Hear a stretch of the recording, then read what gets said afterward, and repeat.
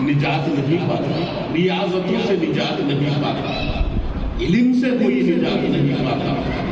نجات پاتا ہے تو صرف رب کی معرفت سے نجات پاتا ہے۔ اب رب کی معرفت کیا سکھاتی ہے؟ ادب سکھاتی ہے۔ ادب انسان ادب اس وقت نہیں کرتا جب اس کے اندر تکبر کا جذبہ پیدا ہوتا ہے۔ انسان اس وقت ادب نہیں کرتا، کسی بڑے کو بڑا نہیں مانتا جب اس کے سینے میں تکبر جنم لینے لگے۔ اب اس کے سینے میں بھی تکبر پیدا ہو گیا۔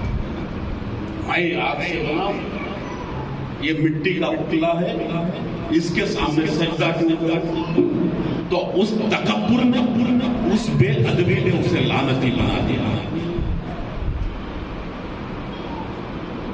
اس تکبر نے لعنتی بنا دیا۔ فرماتے ہیں الدین کلہ، دین سارے کا سارا، یہ ادب، یہ اصلاح نفس کا جذبہ، اس سینے کو تکبر سے خالی کرنے کا معیار اولیاء اللہ کے چوکھٹوں پر ملتا ہے۔ اور خواجہ غریب النواز کو کیا کرنے، ہندوستان کے راجہ نے فخر ہندوستان ہیں۔ جیسے ہی آدم کا پتلا بنا، آدم کے سامنے سر جھکانے کا، سجدہ کرنے کا تقاضا کیا گیا تو فرشتوں نے اس کے سامنے سر جھکا دیا اور ابلیس نے انکار کیا تو لعنتی بن گیا۔ آج ہم لوگوں میں بھی ویسے لوگ پیدا ہو رہے ہیں جو بڑوں کا ادب نہیں کرنا چاہتے۔ اب بڑوں کی بے ادبی، پہلے ماں باپ کی بے ادبی، ماں باپ کی بے ادبی سے اساتذہ کی بے ادبی، استادوں کی بے ادبی کے بعد پیر و مرشد کی بے ادبی، حد درجے یہاں تک امت مسلمہ کے کچھ لوگ گر چکے ہیں کہ بے ادبی کی حد کرتے کرتے اولیاء کرام کی بے ادبی، اولیاء کرام کو اپنے جیسا سمجھنے والی بے ادبی، پھر حد تو ایک آخر انتہا میں جا کر رسول کائنات صلی اللہ علیہ وسلم کو بھی آج کے کچھ گمراہ لوگ اپنے جیسا ایک عام بشر سمجھتے ہیں، اپنے جیسا انسان سمجھتے ہیں۔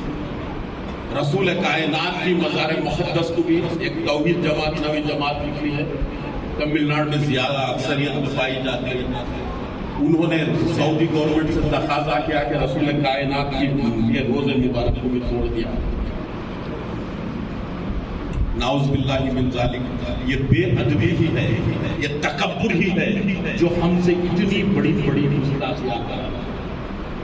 کل تک ہم بولتے تھے شجرہ لے لو، کسی نہ کسی پیر کی بیعت کر لو، اس کے دامن میں چلے جاؤ، اپنی نسبتوں کو، اپنی پہچان کو قائم رکھو۔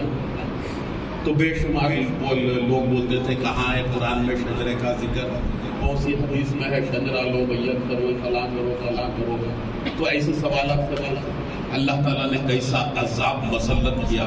ہم رسول سے صحیح نسبت نہیں بتانے کے لیے تیار ہوئے، اسے شرک و بدعت کرنے لگے، تو اللہ تعالیٰ نے آج ہم سے ہماری پہچان چھپا رہا ہے حکومت کے ذریعے سے، NRC کے روپ میں، CAA کے روپ میں۔ یہ اللہ کا عذاب نہیں ہے تو کیا ہے؟ ہمارے سے لے کر رسول اللہ تک ہماری نسل، ہمارا حسب، شاہ صاحب اور اکبر صاحب آفس میں حسب و نسب کے معاملے میں بات کر رہے تھے۔ یہ پیر کے پاس، پیر کامل کے پاس جیسا ہی انسان بیعت کر لیتا ہے تو اس کا روحانی نسب رسول اللہ تک ڈاکیومنٹ کے طور پر۔ میرے پیر کی مزار کہاں ہے؟ پیر کے پیر کی مزار کہاں ہے؟ پیران پیر کی رسول کائنات صلی اللہ علیہ وسلم تک اس کی پہچان پہچانا دیا جاتا تھا شجرے کے ذریعے۔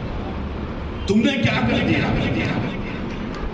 رسول سے جب تم نے پہچان توڑ لی تو تمہاری پہچان کھینچی جا رہی ہے۔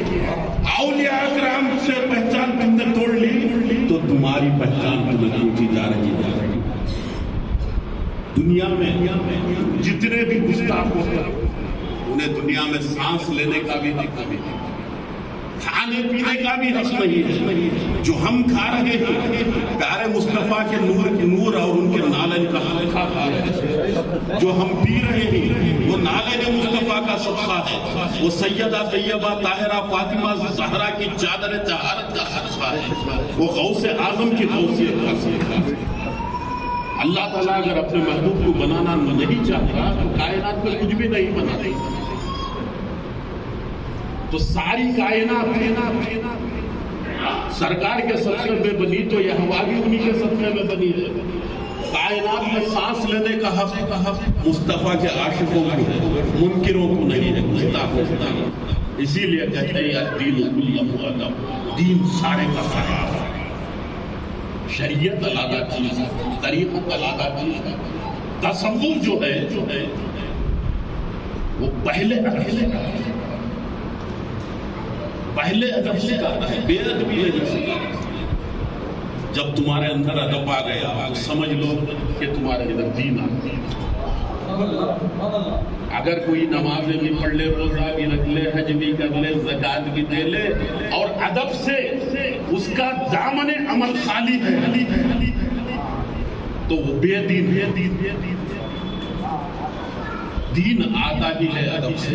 اللہ تبارک و تعالیٰ کی پہلی تعلیم قرآن میں ادب سے.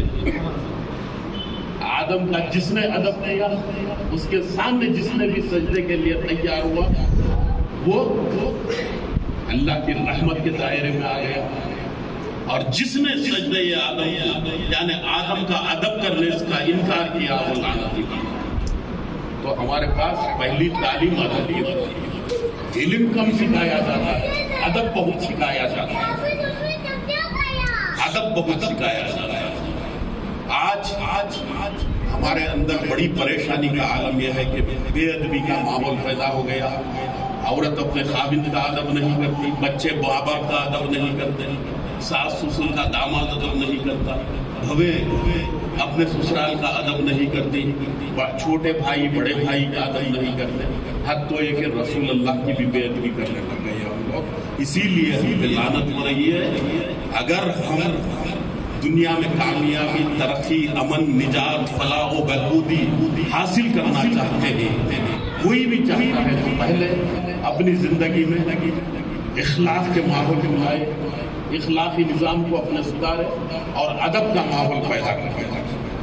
جب ادب آ جائے گا تو اللہ کی رحمتیں سب لے کر آ جائے گی. ساتھ میں اتنا کہتے ہوئے آپ سب لوگوں کو مبارکباد پیش کرتا ہوں. حضرت علامہ مولانا غلام مختار صاحب نے آنے میں کافی دیر کر دی، ورنہ آپ کو بولنا تھا، آپ کا سننا تھا. اچھے مقرر بھی، سنیت کے بڑے علم بردار بھی. الحمدللہ میں نے حضرت کو یہیں پہ دیکھا تھا. تقریباً 20 سال گزر گئے. حضرت اور میں گلبرگہ شریف گئے تھے، یہیں سے پھر گلبرگہ میں بڑے اولیاء کاملین کے اس کی زیارتیں کر کے واپس آئے تھے. تو اس دن سے بھی میرے اور ان کے اچھے تعلقات رہے ہیں.